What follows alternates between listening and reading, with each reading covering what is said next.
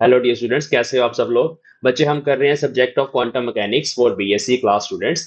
बच्चे, आज के इस लेक्चर में हम अनसर्टेनिटी प्रिंसिपल को समझेंगे। देखिए, अनसर्टेनिटी प्रिंसिपल वहां पे हमारे काम आता है जब हमने किसी क्वांटम सिस्टम की, जैसे इलेक्ट्रॉन है, प्रोटॉन है, छोटे छोटे पार्टिकल्स हैं, उसकी पोजीशन और मोमेंटम को मेजर करना है।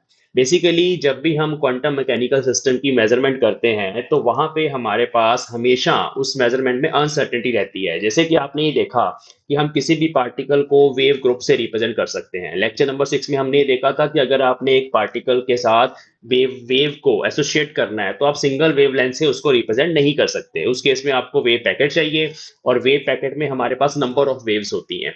तो आज का हमारा लेक्चर बिल्कुल यहीं से स्टार्ट होगा कि किस तरह से हमें वेव पैकेट बनाना होता है मैथमेटिकली, और वहां से ये अनसर्टेनिटी प्रिंसिपल कैसे निकल के आता है। तो सर वर्नर हाइजेनबर्ग ने 1927 में ये प्रिंसिपल दिया था। और इस प्रिंसिपल का जो मेन क्रक्स है वो ये है कि हम कभी भी फ्यूचर नहीं बता सकते, क्योंकि हम प्रेजेंट भी नहीं बता सकते। देखिए, ये फ्यूचर और प्रेजेंट पार्टिकल के बारे में चर्चा हो रही है। अगर हम क्लासिकल मैकेनिक्स की बात करें, classical mechanics when we deal with macroscopic objects, macroscopic like truck है, बस है, कार है, एक्टिवा है, या आप हो, आप चल रहे हो, आपकी कुछ पोजीशन है, कुछ मोमेंटम है, तो उस केस में जो डी ब्रॉगली वेवलेंथ होती है वो काफी छोटी होती है। तो उस केस में आप जो मैक्रोस्कोपिक मेजरमेंट करते हो तो you can tell the position and momentum of a person at the same time very exactly. लेकिन यहाँ पे अगर आप किसी पार्टिकल की पोजीशन को मेजर कर रहे हो और किसी पार्टिकल के मोमेंटम को मेजर कर रहे हो at the same time, there is always uncertainty. और जो मिनिमम अनसर्टेनिटी है वो कितनी होती है, ये आज के प्रिंसिपल में हम ड्राइव करेंगे। देखिए, जब हाइजेनबर्ग ने इस प्रिंसिपल को इंट्रोड्यूस किया तो जो उनके माइंड में आइडियाज चल रहे थे इससे रिलेटेड, उसमें वो सोच रहे थे कि ये जो अनसर्टेनिटी है मेजरमेंट में, ये बेसिकली मेजरमेंट में जो हमारे पास इंस्ट्रूमेंट्स इन्वॉल्व हैं उसके कारण आ रही है। लेकिन उसी टाइम पे वो ये डिस्कशन नील्स बोहर के साथ भी कर रहे थे। नील्स बोहर का आपने Bohr model of atom study करा हुआ है, तो ये बिल्कुल वही टाइम चल रहा है जहाँ पे जिस टाइम पे बोहर सर ने अपना मॉडल ऑफ एटम दिया और हाइजेनबर्ग जो हैं वो सोच रहे हैं कि अगर आप किसी क्वांटम मैकेनिकल ऑब्जेक्ट की पोजीशन और मोमेंटम एक सेम टाइम पे फाइंड करना चाहते हो तो हमेशा वहां पे अनसर्टेनिटी रहेगी। तो उन्होंने जब ये डिस्कशंस आपस में करी तो बोहर ने ये सजेस्ट किया कि ये जो अनसर्टेनिटी आप इमेजिन कर रहे हो in the measurement of a quantum mechanical system, वो अनसर्टेनिटी मेजरमेंट के कारण नहीं है, वो इंस्ट्रूमेंटल एरर नहीं है। It is actually inherent in the nature, it is due to the wave particle duality. तो इस तरह से डिस्कशन चलती रही और चलते चलते उन्होंने इस प्रिंसिपल को इंट्रोड्यूस किया। और 1932 में उनको नोबेल प्राइज मिला फॉर दिस प्रिंसिपल। और जो आइंस्टाइन, सर अल्बर्ट आइंस्टाइन हैं वो जो थे, और जो आइंस्टाइन थे उस टाइम पे, वो क्वांटम मैकेनिक्स में, और जो आइंस्टाइन सर थे वो क्वांटम मैकेनिक्स में बिल्कुल बिलीव नहीं करते थे। उनका एक बड़ा फेमस कोट है कि God does not play dice, है ना। तो मतलब डाइस, मतलब डाइस में प्रोबेबिलिटीज इन्वॉल्व होती हैं। प्रोबेबिलिटी मतलब क्या पता अगर आपने डाइस फेंका तो 4 आएगा या 6 आएगा या 5 आएगा, it all depends upon probability. तो सिमिलरली क्वांटम मैकेनिक्स में जितनी भी हम मेजरमेंट्स करते हैं for a quantum mechanical system, it always comes out in terms of probability. हम कभी भी ये नहीं बोल सकते कि पार्टिकल एग्जैक्टली यहीं पे होगा। हम हमेशा ये बोलते हैं कि particle is more likely to be here in the case of quantum mechanics. The velocity of the particle is more likely is to be this, मतलब यही वेलोसिटी हो सकती है, संभावना इस वेलोसिटी के होने की ज्यादा है।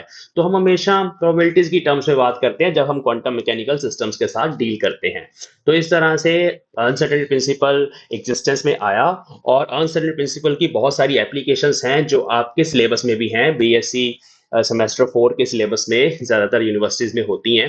तो अनसर्टेनिटी प्रिंसिपल को आज के लेक्चर में डिटेल में समझेंगे कि ये जो delta x into delta p is greater than equal to h by 4 pi होता है, ये कहाँ से आता है, कैसे आता है, इसको हम ड्राइव करेंगे। फिर एक इसकी एक एनर्जी टाइम इक्विवेलेंस भी है अनसर्टेनिटी प्रिंसिपल की, उसको भी हम आज ड्राइव करेंगे। और नेक्स्ट लेक्चर में हम एप्लीकेशंस को स्टडी करेंगे, एप्लीकेशंस ऑफ अनसर्टेनिटी प्रिंसिपल। तो चलिए हम अपना आज का लेक्चर स्टार्ट करते हैं। हाँ जी बच्चों, तो हमने लास्ट लेक्चर में ये देखा था कि अगर हमारे पास एक मटेरियल पार्टिकल है, उसकी वेलोसिटी v है, तो उस केस में हम हमेशा उसको एक वेव पैकेट से रिप्रेजेंट कर सकते हैं। और उस वेव पैकेट में नंबर ऑफ वेवलेंथ्स इन्वॉल्व होती हैं, नंबर ऑफ वेवलेंथ्स इन्वॉल्व होती हैं। मतलब एक वेवलेंथ्स की या फ्रीक्वेंसीज की या वेव नंबर्स की रेंज होती है। मतलब मेरे पास एक रेंज हो सकती है डेल्टा ओमेगा, एक रेंज हो सकती है डेल्टा के वेव नंबर्स की। अगर आप किसी वेव की वेवलेंथ चेंज करोगे तो फ्रीक्वेंसी भी चेंज होती है, आपको पता है। तो यहाँ पर इस तरह से एक रेंज इन्वॉल्व होती है बच्चे वेवलेंथ्स की। अब तो हमने जो वेव पैकेट बना के देखा था वो कुछ इस तरह का था। यू कैन सी वो ऐसा था। ये हम अगर हम कोई दो वेव लेते हैं ना, तो उन दो वेव से जो वेव पैकेट बनता है वो ऐसा होता है। इसमें दो तरह की फ्रीक्वेंसी इन्वॉल्व है सिर्फ। एक फ्रीक्वेंसी इसमें इन्वॉल्व थी, वेव थी हमारी y1 which was a cos kx minus omega T, या हम ओमेगा टी माइनस के एक्स भी लिख सकते हैं, कोई दिक्कत नहीं है। और दूसरी वेव हमारे पास ये थी, उसमें हमने k में कुछ डेल्टा k ऐड कर दिया था, और उसके साथ x था, माइनस ओमेगा में हमने कुछ डेल्टा ओमेगा ऐड कर दिया था जिसमें t था। तो इस तरह से हमारे पास दो वेव्स थी। मतलब इस वेव की फ्रीक्वेंसी की रेंज नहीं है, एक सिंगल फ्रीक्वेंसी है या एक सिंगल वेवलेंथ है। अगर हम वेव नंबर की बात करें तो इसका wave number k plus delta k है। तो मतलब एक ये वेव नंबर हो गया और एक k हो गया, मतलब बेसिकली दो वेव्स इन्वॉल्व थी। और इसी कारण से जो हमारा वेव पैकेट आ रहा था उसमें दो तरह की वेरिएशन थी। तो एक वेरिएशन जो थी ये स्लो वाली वेरिएशन थी जैसे हमने बोला, और एक वेरिएशन हमारी जो अंदर चल रही है वो है लार्ज फ्रीक्वेंसी वाली वेरिएशन। तो इस तरह से हमारे पास आया। अब बच्चे, अगर आप एक लोकलाइज्ड वेव पैकेट बनाना चाहते हो जिसकी एक पर्टिकुलर पोजीशन होती है, जैसे कि कुछ इस तरह का, देखिए, अगर आप इस तरह का कुछ वेव नंबर बनाना, वेव पैकेट बनाना चाहते हो, तो इसमें सिर्फ दो फ्रीक्वेंसीज इन्वॉल्व नहीं होंगी, इसमें नंबर ऑफ फ्रीक्वेंसीज इन्वॉल्व होंगी। जितना ज्यादा लोकलाइज करोगे आप इस वेव को, वेव ग्रुप को, वेव पैकेट को, उतनी ज्यादा रेंज ऑफ फ्रीक्वेंसीज हमेशा आपको चाहिए होती है। मतलब इसको बनाने के लिए आपको जो चाहिए वो क्या है, वो हो सकता है कि इस तरह से एक वेव ये हो गई,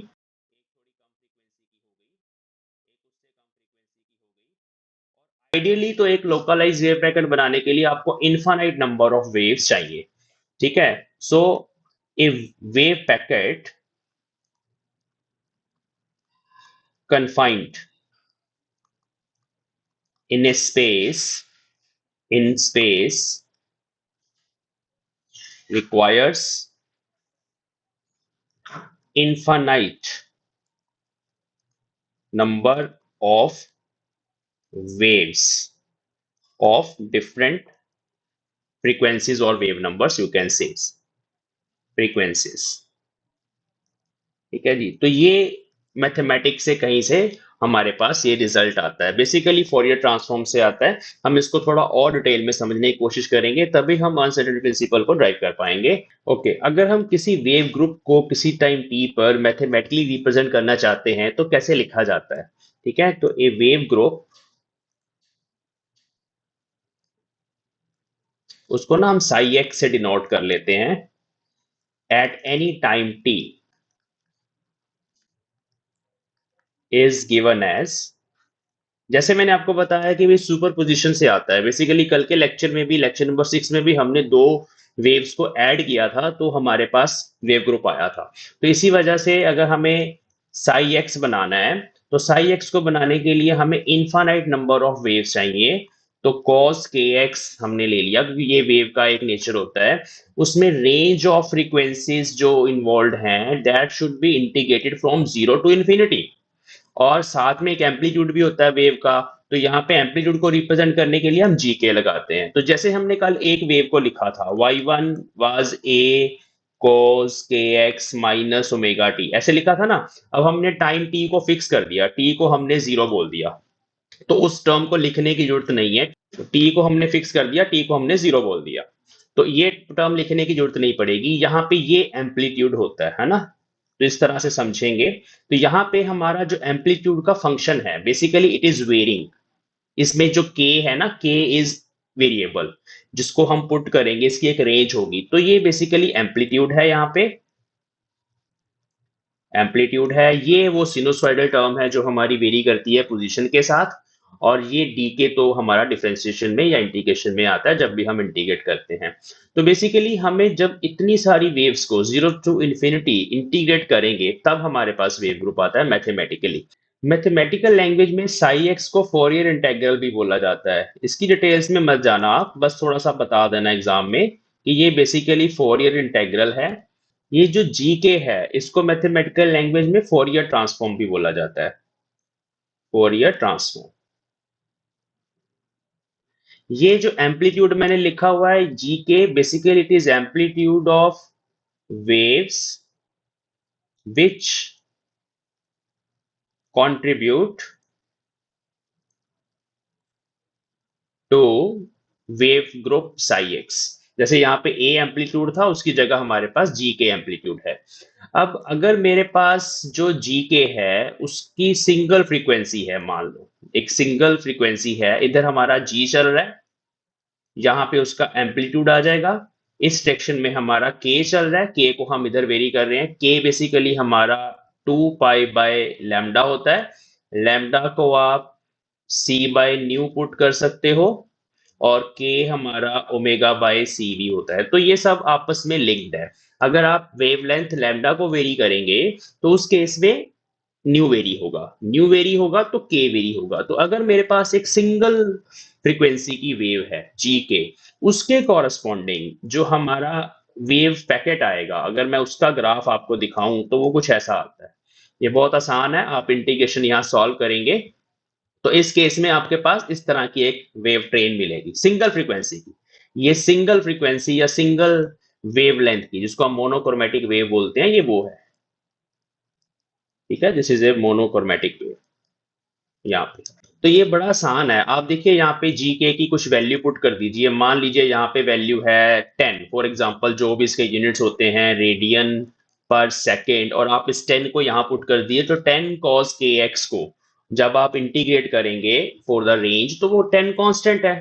तो 10 की इंटीग्रेशन हमारे पास बाहर आ जाएगा, cos के एक्स की साइन के एक्स हो जाएगी, तो डिवाइड बाय के, तो वो सॉल्व करके ना हमारे पास एक साइन या cos वेव बनेगी। तो इस तरह की वेव हमारे पास आ जाती है।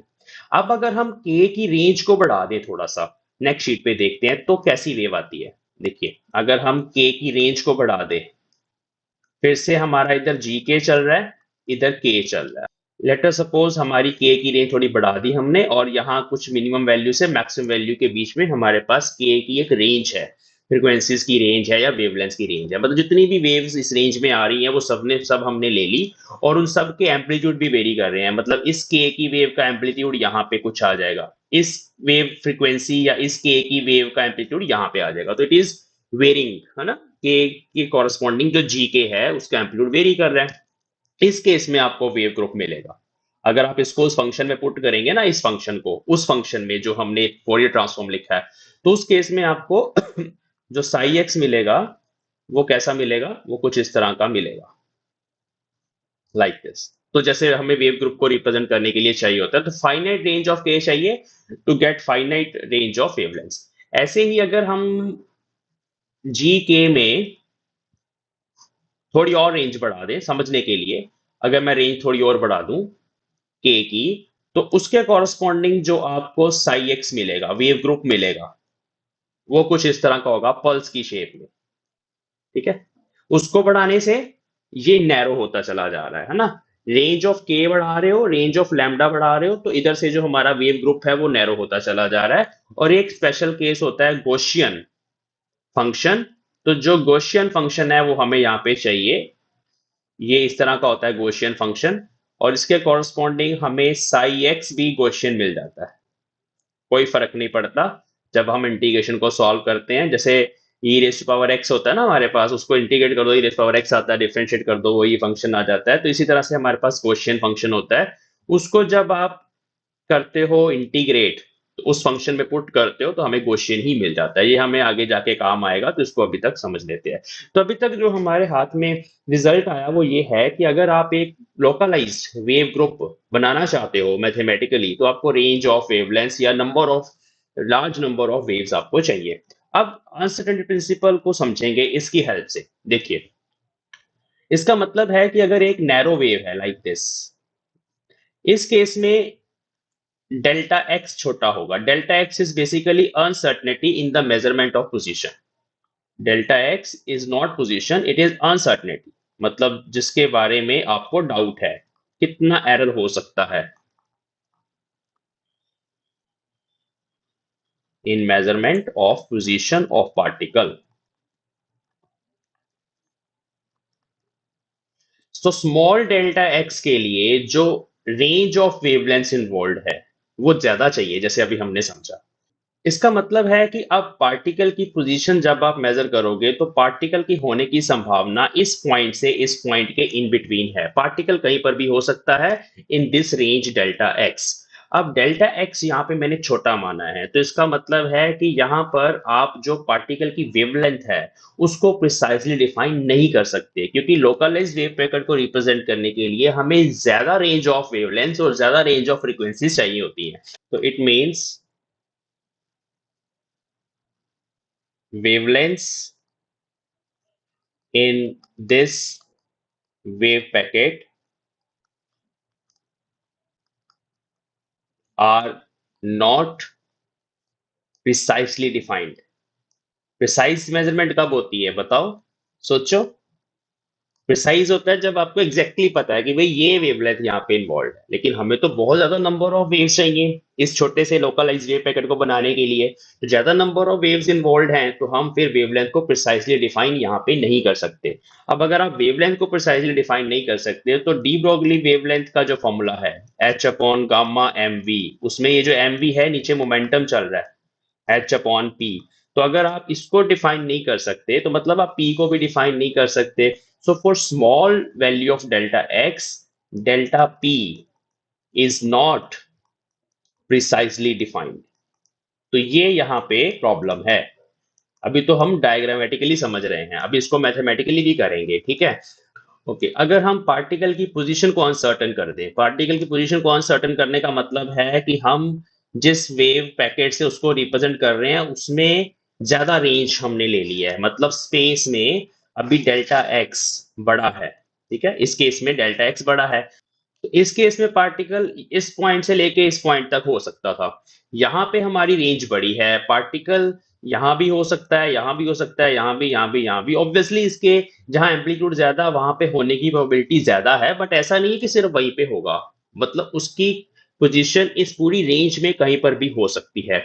तो इस केस में हमारा जो डेल्टा एक्स है that is not precisely defined, ये प्रिसाइसली डिफाइंड नहीं है, ठीक है।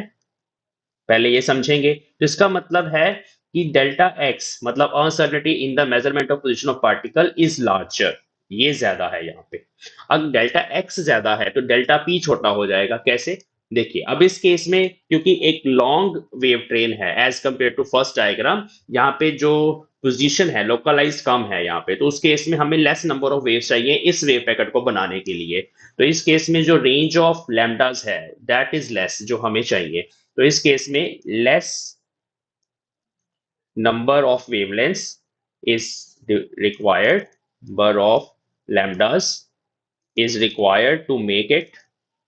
अब अगर लैम्डास कम चाहिए तो मतलब डेल्टा पी जो है उसकी रेंज भी छोटी हो जाएगी। तो इसका मतलब है, नेक्स्ट शीट पे लिख लेते हैं, डेल्टा एक्स इज लार्जर, वो हमारा बड़ा था सेकंड डायग्राम में, इसका मतलब है डेल्टा लैम्डा और delta P uncertainty in position is smaller. मतलब यहाँ पे हमेशा दोनों के बीच में ट्रेड ऑफ रहता है। अनसर्टेनिटी का जो प्रोडक्ट है अनसर्टेनिटी प्रिंसिपल में delta x into delta p, it is always greater than और equal to h by four pi, इससे बड़ा रहता है। इसको भी अभी हम समझेंगे ये एच बाई फोर पाई का फैक्टर कैसे आया, थोड़ा सा मैथमेटिकल है, लेकिन ये एक फंडामेंटल डिस्कशन हम कर रहे हैं। वो आने वाले लेक्चर में हम एप्लीकेशंस को डिस्कस करेंगे। तो यहाँ पे आपको एक समझ होनी चाहिए कि अनसर्टेनिटी प्रिंसिपल आता कहाँ से है। तो यहाँ पे एच क्या है? Planck's constant. तो अभी हम वेव व्यू से इस चीज को देख रहे हैं, वेव पार्टिकल डुअलिटी है ना। तो अभी हम जब वेव नेचर की बात कर रहे हैं, पार्टिकल को वेव से रिप्रेजेंट कर रहे हैं, उस केस में ये एक्सप्लेनेशन एक बनती है। Okay, now coming back to the same graphs जो अभी हमने प्लॉट कर रहे थे, वहां से हम एक चीज को समझेंगे। देखिए, यहाँ पे जो डेल्टा के की रेंज है वो सबसे कम है, बिकॉज हम एक सिंगल के लेके चल रहे हैं। तो यहाँ पे डेल्टा के इज स्मॉल, लेकिन डेल्टा एक्स जो है यहाँ पे, डेल्टा एक्स मतलब रेंज ऑफ या अनसर्टेनिटी इन द पोजीशन कि पार्टिकल कहाँ पे हो सकता है, क्योंकि हम एक सिंगल वेव प्लेन से रिप्रेजेंट कर रहे हैं, वो ऑलमोस्ट इनफाइनाइट है। यहाँ पे डेल्टा के ऑलमोस्ट जीरो है। तो यहाँ पे ट्रेड ऑफ चलता है। सेकंड डायग्राम में देखें, सेकंड डायग्राम में हमने अगर डेल्टा के को थोड़ा सा बड़ा कर दिया, उसके कॉरस्पॉन्डिंग हमारा जो डेल्टा एक्स है वो थोड़ा सा छोटा हो चुका है, क्योंकि लास्ट केस में वो इन्फानाइट था। इस केस में डेल्टा एक्स थोड़ा सा छोटा हो चुका है। अगर हम डेल्टा के को और बड़ा कर देते हैं, इस केस में डेल्टा के हमने थोड़ा और बड़ा कर दिया, तो यहाँ पे डेल्टा एक्स और छोटा आ गया हमारे पास, क्योंकि यहाँ पे एक पल्स बन रही है अब उसके कॉरस्पॉन्डिंग। और अगर हम गॉसियन वेव फंक्शन लेके चलते हैं, ये गॉसियन पैकेट है, उस केस में हमारा डेल्टा के और delta x they are almost same, क्योंकि गॉसियन फंक्शन को जब आप उस इंटीग्रेशन में सब्स्टिट्यूट करते हो तो हमारा साई एक्स भी गॉसियन आता है। तो यहाँ पे ये जो प्रोडक्ट है डेल्टा के इंटू डेल्टा एक्स, इसकी जो मिनिमम वैल्यू है वो गॉसियन वेव फंक्शन के लिए होती है, क्योंकि इस रेंज में डेल्टा एक्स बड़ा है, डेल्टा के छोटा है, डेल्टा के बड़ा हो गया, डेल्टा एक्स छोटा हो गया। फर्स्ट केस में तो हमारा डेल्टा एक्स इन्फानाइट था। इसका जो मिनिमम वैल्यू है product of delta x delta के, वो गॉसियन फंक्शन के लिए होता है। तो गॉसियन फंक्शन क्या होता है, पहले इसको थोड़ा डिस्कस कर लेते हैं। सो पहले हम एक चीज लिखेंगे यहां पर, नैरोअर द वेव पैकेट। अब वेव पैकेट के नैरो होने का क्या मतलब है, डेल्टा एक्स इज स्मॉल। देखिए बेसिकली ये हमारा वेव पैकेट है, ये डेल्टा एक्स है पूरा। पार्टिकल यहाँ पे कहीं पर भी हो सकता है, तो जो uncertainty in measurement of position है वो ये पूरी रेंज है। तो narrower the wave packet, larger is the range of wave numbers. Wave numbers की रेंज लार्ज होने का मतलब क्या है, delta k is larger to represent it. ये हमें उस ग्राफ से और कुछ मैथमेटिकल एनालिसिस से पता चलता है। तो यहाँ पे फॉर गॉसियन जी के Sai x is also Gaussian. ये गॉसियन बेल शेप फंक्शन होते हैं। और गॉसियन फंक्शन के केस में ये जो delta x times delta P का प्रोडक्ट आएगा हमारे पास, वो मिनिमम होगा। ये अभी हम प्रूफ करेंगे, इसको समझेंगे कि ये मिनिमम कैसे है और कितना आता है ये, ठीक है। Is minimum for Gaussian functions. मतलब जब हम जी के को गॉसियन मान के चलेंगे, साई एक्स भी हमारा गॉसियन आएगा। क्यों आता है, इसमें बेसिकली ई रेस पावर एक्स जैसे फंक्शन इन्वॉल्व होते हैं, अभी मैं फंक्शन भी आपको बताता हूँ। तो उस केस में डेल्टा एक्स डेल्टा पी का जो प्रोडक्ट है ना, उसकी जो मिनिमम वैल्यू है वो हाफ आती है। वहीं से आंसर प्रिंसिपल हमारा ड्राइव होगा। तो अभी हम देखते हैं कि ये कैसे होता है। हाँ जी बच्चों, तो गॉसियन डिस्ट्रीब्यूशन क्या होती है इसको हम पहले समझेंगे, कहाँ से आती है ये, क्या इसका मीनिंग है, ये सब चीजें हम पहले समझें। देखिए मान लो आपको एक्सपेरिमेंट कर रहे हो, उस एक्सपेरिमेंट में आपने बहुत सारी मेजरमेंट्स करी। अब उसमें आपके पास डाटा आ रहा है, आंसर आ रहा है ना। मान लो आप एक्स की मेजरमेंट्स कर रहे हो, x is the position of particle. Particle अपनी पोजीशन चेंज कर रहा है बाय सम रैंडम प्रोसेस जो नेचुरल है, जिसमें आपका कोई कंट्रोल नहीं है, अपने आप हो रही है, क्योंकि जो गॉसियन डिस्ट्रीब्यूशन है ज्यादातर नेचुरल प्रोसेस में पाई जाती है। तो वहां पे मान लो आप एक्स की मेजरमेंट्स कर रहे हो और आपके पास कुछ वैल्यू वन आई, उसकी फ्रीक्वेंसी मान लो 10 आ गई, 10 बार वैल्यू वन आ गई।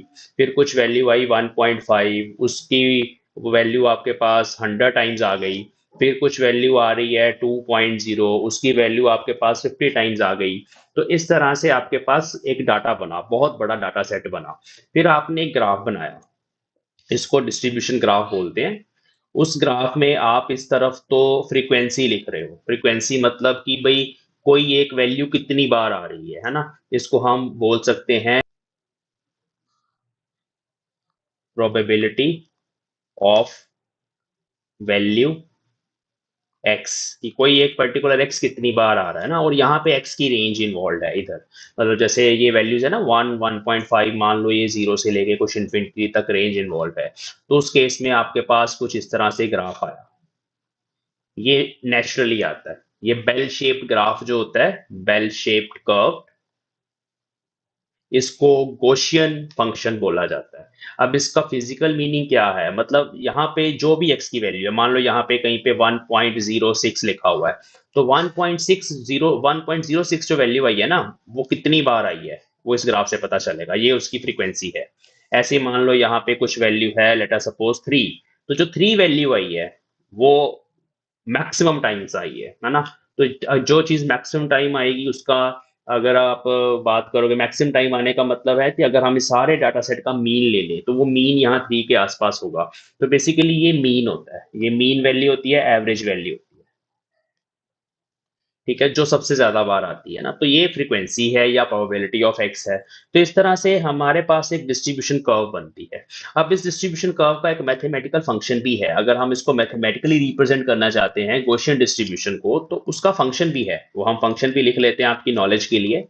1/सिग्मा under root 2 pi e raise to power minus x not. X not ये मीन है, ठीक है, एक्स नॉट यहाँ पे ये मीन वैल्यू है। इसका स्क्वायर हो जाता है डिवाइड बाय 2 सिग्मा स्क्वायर। तो सिग्मा यहाँ पे एक कांस्टेंट है जो इस ग्राफ के साथ रिलेटेड है। इस सिग्मा को ना यहाँ स्टैंडर्ड डेविएशन बोला जाता है, कि मीन से कितना डेविएटेड है, स्टैंडर्ड डेविएशन, ठीक है। चलो तो सिग्मा के बारे में बात करते हैं। तो इस ग्राफ के अंदर अगर हम full width at half maximum ले, full width at half maximum क्या होता है, ये मैक्सिमम है, इसके कॉरस्पॉन्डिंग मैंने यहाँ हाफ वैल्यू ले ली, एफ एक्स की या पीक आ रही है, यहाँ हाफ वैल्यू ले ली, यहाँ एक लाइन लगा दी, और उसके कॉरस्पॉन्डिंग मैंने यहाँ नीचे 2 लाइन्स ड्रॉ करी। तो ये रेंज हमारे पास आ जाती है 2.35 times sigma. Sigma is standard deviation. तो कंफ्यूज नहीं होना, बस थोड़ा सा समझ लो। तो सिग्मा हम यहाँ पे कैलकुलेट कर सकते हैं इस फॉर्मूले से। Sigma is equal to under root 1/n, bracket के अंदर एक्स आई, यहाँ समेशन चाहिए पहले, summation i 1 to n, n measurements है ना, तो यहाँ हम x i minus x naught करेंगे उसका square. X naught mean value है, तो हम क्या करते हैं, हर एक वैल्यू को उठाते हैं, उसमें से मीन वैल्यू को माइनस करते हैं, फिर उसका स्क्वायर लेते हैं, तो जो आंसर आता है वो पॉजिटिव आएगा। उन सबको ऐड कर देते हैं, समेशन है, फिर नंबर ऑफ उससे जो ऑब्जर्वेशंस हैं एन कैपिटल एन, उससे डिवाइड कर देते हैं, फिर उसका रूट लेते हैं। तो यहाँ से स्टैंडर्ड डेविएशन पता चलती है। स्टैंडर्ड डेविएशन बेसिकली होता है कि जो हमारा डाटा है वो मीन वैल्यू से कितना ज्यादा डेविएटेड है। बेसिकली अगर मेरे पास 2 पीक्स हैं, मान लो एक ये पीक है और एक ये पीक है ना, तो ऑब्वियसली इस केस में स्टैंडर्ड डेविएशन छोटी है और ऊपर वाले केस में स्टैंडर्ड डेविएशन बड़ी है। अब इसको अनसर्टेनिटी के साथ रिलेट करो, अगर हम पार्टिकल के के की एक रेंज लेके चल रहे हैं तो स्मॉलर रेंज होगी तो अनसर्टेनिटी भी स्मॉलर होगी, और अनसर्टेनिटी स्मॉलर होगी तो यहाँ पे सिग्मा से रिलेट कर सकते हैं कि स्टैंडर्ड डेविएशन छोटी होने का मतलब है गॉसियन डिस्ट्रीब्यूशन की, कि जो डेल्टा एक्स या डेल्टा पी की रेंज है, या जिसको हम डेल्टा के बोल रहे हैं, उसकी रेंज भी छोटी होगी। तो स्टैंडर्ड डेविएशन कम होने का ये मतलब है। तो स्टैंडर्ड डेविएशन छोटी है अगर, तो हम लिख सकते हैं standard deviation related to delta x और डेल्टा के, जब हम जी के और उसकी बात कर रहे हैं, साई एक्स की बात कर रहे हैं, ठीक है। तो ये एक चीज यहाँ पे हमारे सामने है। अब बच्चे, ये जो हमारे पास कर्व बनी है, इसमें अगर मैं किसी एक वैल्यू को यहाँ पे उठा लूं, ऐसे मैंने क्रॉस लगाया, उसके कॉरस्पॉन्डिंग ये मेरा एक्स की वैल्यू है, तो मुझे पता चल जाता है कि जो मेरा एक डाटा सेट है उसमें मेरी ये पर्टिकुलर वैल्यू कितनी बार आई है, उसकी प्रोबेबिलिटी कितनी है। अब एक रेंज ऑफ वैल्यूज है मेरे पास, फ्रॉम हेयर टू हेयर, ये जो मैंने 2.35 सिग्मा बोला, इस रेंज के अंदर मेरे पास जितनी भी x की वैल्यूज हैं उन सब की टोटल प्रोबेबिलिटी अगर आपको फाइंड करनी है, तो आपको इस f ऑफ x को इंटीग्रेट करना पड़ेगा फॉर दिस रेंज, तो आपके पास एरिया आएगा। मतलब यहाँ पे जो एरिया है, शेडेड एरिया, वो हमें देगा टोटल प्रोबेबिलिटी। टोटल, इस चीज को समझना है ना, ये हमें देगा total probability of range from, let us suppose this is x1 to x1, x2, range x1 to x2 occurring, मैं ऐसे सिंपली लिख रहा हूँ। तो इस रेंज में डाटा कितनी बार आया, उसकी टोटल प्रोबेबिलिटी हमें इस एरिया से पता चलती है बच्चे। तो अब इस एरिया को अगर हमें फाइंड करना है, तो हम एरिया को ऐसे फाइंड करते हैं मैथमेटिकली। आपको पता है कि हम किसी भी फंक्शन को इंटीग्रेट कर देते हैं, हमारा एफ ऑफ एक्स फंक्शन है, उसको हम इंटीग्रेट करेंगे, from value x1 to x2।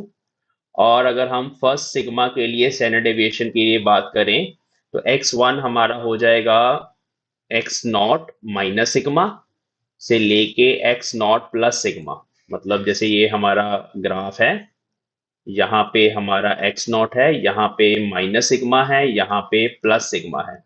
तो हम इस रेंज में इंटीग्रेट करना चाहते हैं। तो यहाँ हमारा जब इंटीग्रेशन सॉल्व करेंगे, उस फंक्शन को यहाँ पे पुट करेंगे, गॉसियन फंक्शन को इंटीग्रेशन को सॉल्व करेंगे, तो this comes out to be 0.683। तो ये एक फिक्स्ड आंसर है। ठीक है, सिग्मा हमें कैलकुलेट करना है अकॉर्डिंग टू डाटा सेट, उस सिग्मा को यहाँ पे यूज करना है और फंक्शन को इंटीग्रेट करना है इस रेंज पे। तो ये हमारे पास आंसर आता है। अच्छा, आप सोचो जरा, ये एरिया क्या रिप्रेजेंट कर रहा था? ये रिप्रेजेंट कर रहा था कि ये जो हमारी रेंज ऑफ वैल्यूज है minus sigma two plus sigma, उसके अंदर किसी मेजरमेंट के लाई होने की प्रोबेबिलिटी, कि वो एक पर्टिकुलर मेजरमेंट जो आप लेना चाहते हो वो इस रेंज के अंदर कितनी प्रोबेबिलिटी से आएगी। तो अगर हमारे पास 1 सिग्मा रेंज है, मतलब minus sigma two plus sigma हम गॉसियन डिस्ट्रीब्यूशन ग्राफ ले लें, तो उस ग्राफ के अंदर हम इस एरिया को कैलकुलेट करें तो वो 0.683 आता है। मतलब there is 68.3% probability of a measurement. जो भी आप इतने सारी मेजरमेंट्स आपने करी हैं, उसमें से कोई भी एक मेजरमेंट के इसके अंदर लाई करने की प्रोबेबिलिटी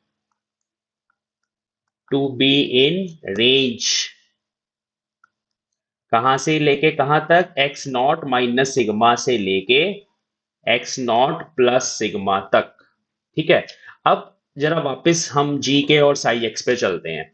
तो वहां पर हमने ये बोला था कि ये भाई हमारा जी के है, जिसको हमने क्वेश्चन मान लिया। उसके कॉरस्पॉन्डिंग हमारा जो वेव ग्रुप आया साई एक्स, वो भी क्वेश्चन आएगा। ये आप थोड़ा सा कंसिडर करके चलेंगे, इंटीग्रेट करके पता चल जाता है वैसे। तो वो भी क्वेश्चन आया हमारे पास। अब हम इससे क्या कर रहे हैं, हम इससे पार्टिकल को रिप्रेजेंट कर रहे हैं।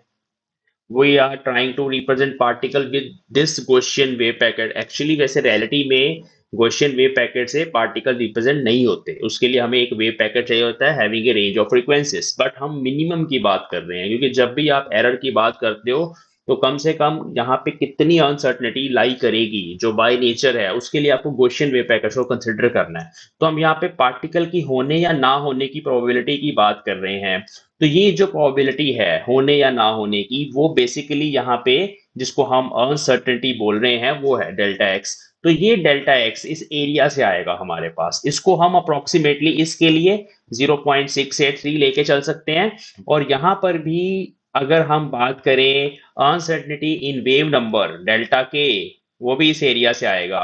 वो हम अप्रोक्सीमेटली स्टैंडर्ड डेविएशन सेम से ही हमने लिया, 0.683 लेके चलेंगे। तो अगर हम यहाँ पे इन दोनों को मल्टीप्लाई करें, डेल्टा एक्स इंटू डेल्टा के, तो वो हमारे पास आएगा 0.683 multiplied by 0.683। This comes out to be 0.466 and which is approximately 0.5 अगर आप राउंड ऑफ करें, और यहाँ पे हमारा हाफ का फैक्टर आएगा।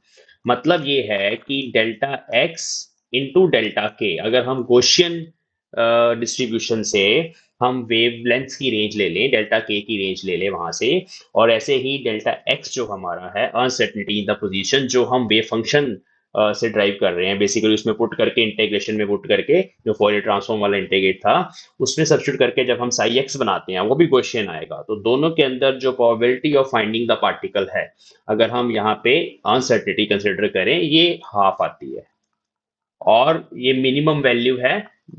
अगर हम और प्रिसाइजली इसको लिखना चाहते हैं तो we can write it is always greater than equal to half. So this is first important relation which we need to drive uncertainty principle. So now we can write for a particle of momentum p, wavelength lambda, wave number, उसका wave number हम लिख सकते हैं। Wave number का formula आपको पता है, wave number is basically k which is 2 pi by lambda. अब यहाँ पे डी ब्रोगली हाइपोथेसिस यूज करेंगे, lambda is h by p. So अगर हम यहाँ से मोमेंटम निकालना चाहते हैं p, तो दैट इज एच के बाय 2 पाई। ये रिलेशन बहुत इंपॉर्टेंट है, आगे जाके भी आपके काम आएगी। एच के बाय 2 पाई। भाई डेल्टा पी अगर लिखना चाहते हैं, मतलब अनसर्टेनिटी इन मोमेंटम, तो एच कांस्टेंट है, 2 पाई कांस्टेंट है, यहाँ पे डेल्टा के आएगा। This will correspond to uncertainty in wave number. Delta k की वैल्यू यहां से उठा लेते हैं, विच इज 1/2 × डेल्टा एक्स।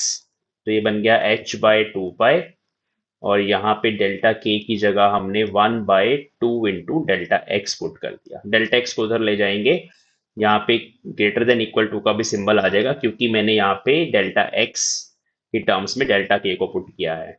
तो अब डेल्टा एक्स डेल्टा पी क्या आया? Delta x into delta P is greater than equal to h/4 pi. So this is Heisenberg uncertainty principle। अब नेक्स्ट शीट पे हम इसकी स्टेटमेंट देंगे, जो आपको एग्जाम में लिखनी है, और ये डिस्कशन कंप्लीटली लिखनी है। तो this is greater than equal to h/4 pi. ठीक है, तो अब स्टेटमेंट क्या है? It states that the product of uncertainty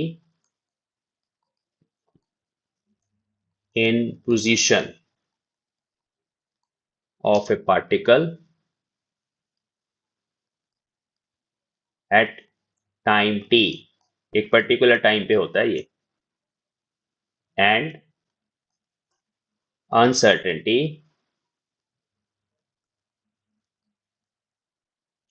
in measurement of momentum of particle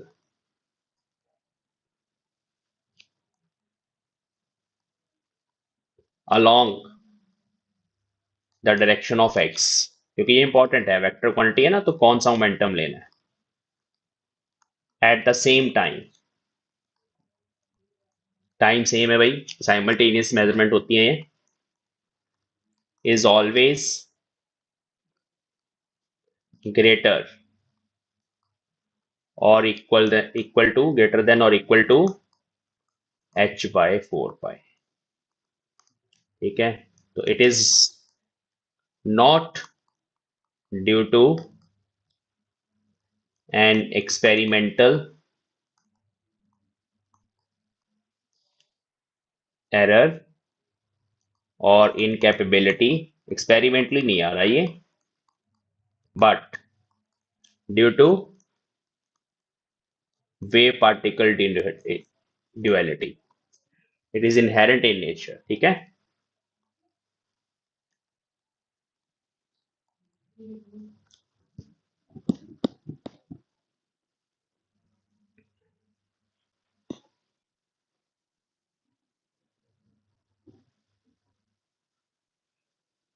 and और imprecise character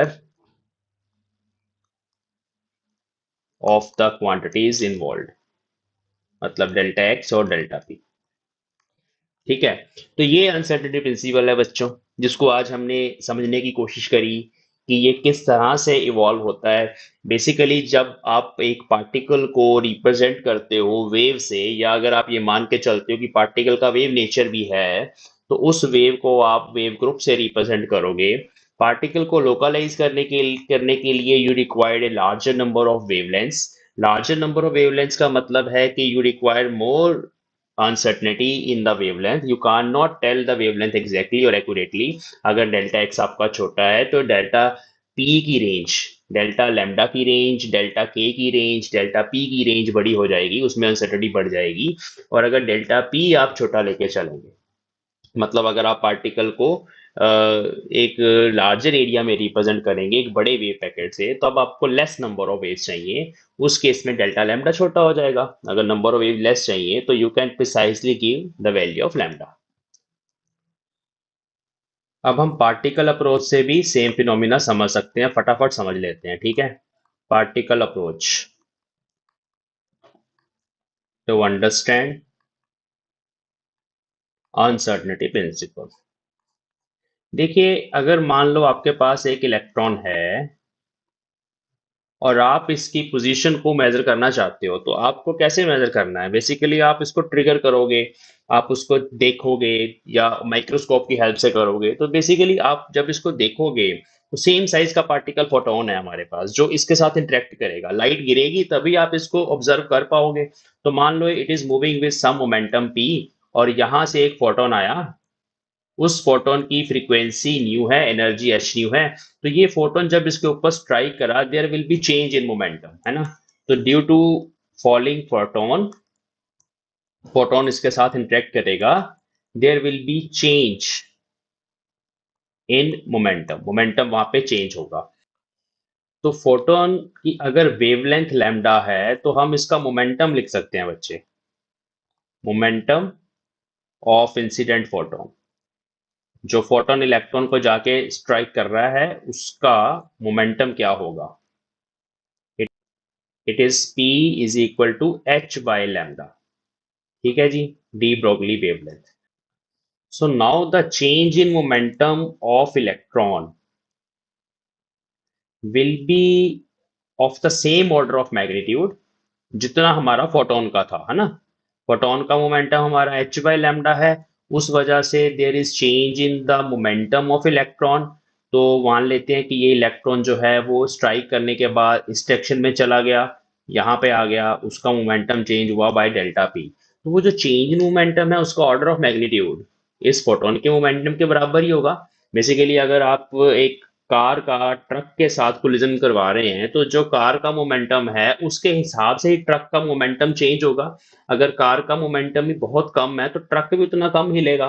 अगर कार का मोमेंटम बहुत ज्यादा है p, तो उस हिसाब से डेल्टा p जो दूसरे ऑब्जेक्ट का होगा वो भी ज्यादा होगा। तो इसलिए यहाँ पे ये लिखा जा सकता है कि अनसर्टनिटी और the change in momentum of that particle electron is equivalent to h by lambda. इसका मतलब है कि इस इलेक्ट्रॉन के ऊपर हम जब फोटोन को स्ट्राइक करवाते हैं, फोटोन वापस से रिफ्लेक्ट बैक हुआ जहां पे हम उसको देख रहे हैं। तो इस फोटोन को देखने के बाद ही हम इसकी पोजीशन डेल्टा एक्स जो है वो बता सकते हैं। तो बेसिकली एक फोटोन आया, वेव का नेचर भी है इसका, इस तरह से वाइब्रेट करता करता पार्टिकल के ऊपर स्ट्राइक किया, पार्टिकल इज आल्सो वाइब्रेटिंग, मतलब it has wave character. So there is uncertainty in the measurement of position.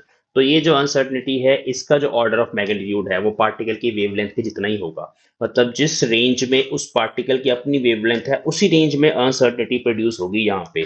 तो हम डेल्टा एक्स जो है उसको, मतलब उसकी जो मिनिमम वैल्यू है वो हम लैम्डा मान सकते हैं। मतलब ये एक एस्टिमेट है हमारा कि जब हम लैम्डा वेवलेंथ का फोटोन इस पार्टिकल के ऊपर स्ट्राइक करेंगे उसको ऑब्जर्व करने के लिए, उसकी पोजीशन बताने के लिए, तब उसकी जो पोजीशन है उसमें अनसर्टेनिटी की रेंज का ऑर्डर ऑफ मैग्नीट्यूड जो होगा वो लैम्डा के इक्विवेलेंट होगा। लैम्डा उस फोटोन की वेवलेंथ है। तो दिस इज इक्वेशन नंबर 2। ठीक है, इन दोनों को भी अगर हम कंबाइन करें, ये देखिए हमारी delta P H by lambda है, डेल्टा एक्स लैम्डा है। इन दोनों को अगर आप मल्टीप्लाई कर दें वापस, दोनों को जस्ट मैंने मल्टीप्लाई कर दिया तो यहाँ h का फैक्टर आएगा। तो this is the minimum value. तो मैं बता रहा हूँ कम से कम रेंज हम देख रहे हैं क्या है अनसर्टेनिटी की। तो मिनिमम के बजाय अगर आपको पूरा प्रिंसिपल करना है तो यू कैन ऑलवेज से कि the product of uncertainty in position and uncertainty in momentum measured at the same time is always greater than or equal to h। ठीक है, अब हमारे पास जो ज्यादा प्रिसाइज है, जो ज्यादा सोफिस्टिकेटेड है, उसमें हम 4 पाई से डिवाइड भी करते हैं, वो हमने वेव नेचर से अभी देखा। तो यहाँ पे आज हमारा अनसर्टेन प्रिंसिपल का लेक्चर फिनिश करते हैं। It is just a general discussion. जो आज के लेक्चर का हमारा एम था, एक तो आप ड्राइव कर सकते हो इसको, वो आप साई एक्स वाला जो फंक्शन है उसको बता के कि हम के की रेंज को बढ़ाते हैं तो हमारा साई एक्स लोकलाइज्ड हो जाता है, वहां से थोड़ा स्टैंडर्ड डेविएशन के बारे में बता के आप इसको ड्राइव कर सकते हैं। कल के लेक्चर में हम वापस delta x delta p greater than equal to h by four pi से स्टार्ट करेंगे। इसकी एक और छोटी सी डेरिवेशन है जो बीएससी की बुक्स में ज़्यादातर होती है, उस डेरिवेशन को भी हम पहले करेंगे, वो बहुत आसान है। उसके बाद हम एक एनर्जी टाइम रिलेशन होती है उसको ड्राइव करेंगे, वो भी छोटी सी है। फिर हम कल के ही लेक्चर में इसकी एप्लीकेशंस को डिस्कस करेंगे, एप्लीकेशंस ऑफ कॉन्सेप्ट प्रिंसिपल, कि हमें क्वांटम मैकेनिकल सिस्टम्स के बारे में क्या क्या इंफॉर्मेशन मिलती है जब हम इस प्रिंसिपल को अप्लाई करते हैं वहाँ पे। तो कैसे अप्लाई करना है ये हम कल की क्लास में सीखेंगे। So thanks for watching. We will meet in the next class.